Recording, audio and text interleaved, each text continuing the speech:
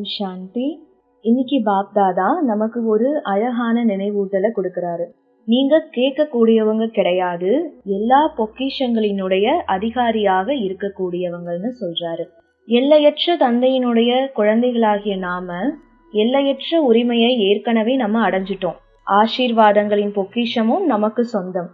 அதனால எதையும் கேட்க வேண்டிய அவசியம் இல்லை. நிறைவான ஆத்மா எப்பவுமே குறைவை உணராது. அது அசைக்க முடியாததாகவும் எப்பவும் மகிழ்ச்சியா இருக்கும். இன்னைக்கு நம்மள நாமளே கேட்கலாம், நான் இன்னும் ஏதாவது கேட்கக்கூடிய ஆத்மாவா இல்ல எல்லா பொக்கிஷங்கள்லயும் நிரம்பிய ஆத்மாவா இருக்கேனா? அதனால அனைத்து பொக்கிஷங்களினுடைய நிரந்தர உருவமா இருங்க. இன்னைக்கு பாப்தாதா நமக்கு ஒரு அழகான நினைவூட்டல் தராரு. நீங்க எல்லா உரிமைகளையும் பெற்றவர்கள். நாம யாருடைய குழந்தைங்க? எல்லையற்ற தந்தையினுடைய குழந்தைங்க. அப்படின்னா நமக்கு கிடைச்சிருக்கிறது என்ன? எல்லையற்ற பாரம்பரிய உரிமை, ஆசீர்வாதங்களினுடைய பொக்கிஷம், அன்பினுடைய பொக்கிஷம், சக்தியினுடைய பொக்கிஷம், அமைதியினுடைய பொக்கிஷம் எல்லாமே நமக்கு சொந்தமாயிடுச்சு. அப்படி இருக்கும்போது ஏன் கேட்கணும்?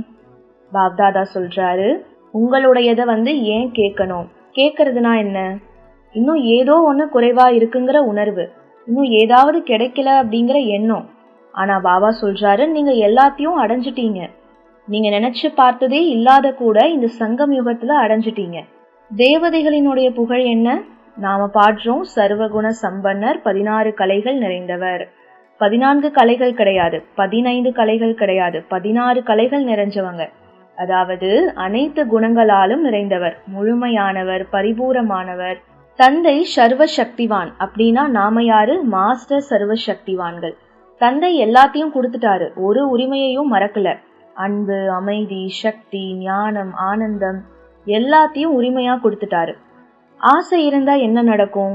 பாப்தாதா சொல்றாரு, கேட்கறதுங்கிறது ஆசைய உருவாக்குது. ஆசைங்கிறது ஒரு வரம்பு.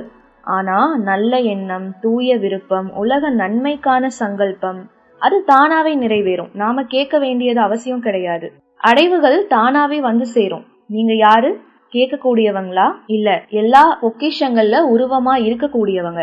ஒரு நிறைவான ஆத்மா எப்பவுமே அசைக்க முடியாததா இருக்கும். ஒரு குறைவு உணர்வு கொண்ட ஆத்மா அது மட்டும்தான் அலைபாஞ்சிட்டே இருக்கும். இப்போ நிறைவானவங்களா மாறுங்க. இப்போ நம்ம நிறைவா மாறுறோம். ஏன்? எதிர்காலத்துல ஒரு முழுமையான ராஜ்யத்தை ஆட்சி செய்யறதுக்காக. பொற்காலத்துல எதுவும் குறைவு இருக்காது. ஆனா பாப்தாதா ஒரு அழகான ரகசியத்தை சொல்றாரு. பொற்காலத்துல இல்லாத ஒரு அடைவு இப்போ இருக்கு. என்ன பொக்கிஷம்? தந்தையினுடைய நேரடி துணை. பொற்காலத்துல தந்தை நேரடியா இருக்க மாட்டாரு. ஆனா இப்போ பரமாத்மா நம்ம கூட இருக்காரு. நமக்கு சொல்லி கொடுக்கறாரு, நமக்கு அன்பு பாராட்டுறாரு, நம்மள எல்லா விஷயத்திலயும் நிரப்புறாரு. அதனால இந்த சங்கமயுகம் ரொம்ப உயர்ந்த பொக்கிஷங்களினுடைய காலம். அதனால இன்னைக்கான சுய சோதனை, நான் எதையாவது கேட்கக்கூடிய ஆத்மாவா? என்கிட்ட குறைவு உணர்வு இருக்கா? நான் எல்லா குணங்களாலும் நிரம்பிய ஆத்மாவா? நான் உண்மையில எல்லா பொக்கிஷங்களினுடைய உருவமா இருக்கேனா? ஒரு சின்ன தியானம் பண்ணலாம். நான் ஒரு பிரகாசமான ஆத்மா. நான் எல்லா உரிமைகளையும் பெற்றவன். நான் அனைத்து குணங்களாலும் நிரம்பியவன். நான் மாஸ்டர் சர்வ சக்திவான். நான் அனைத்து அடைவுகளின் நிரந்தர உருவம். எனக்குள்ள எந்த குறையும் இல்லை. நான் முழுமை, நான் பரிபூரணம். அதனால கேட்கக்கூடிய பழக்கத்தை விட்டுடுங்க. நீங்க ஏற்கனவே எல்லா பொக்கிஷங்களினுடைய உரிமையாளருங்கிறத நினைவுல வச்சுக்கோங்க. நல்லது. ஓம் சாந்தி.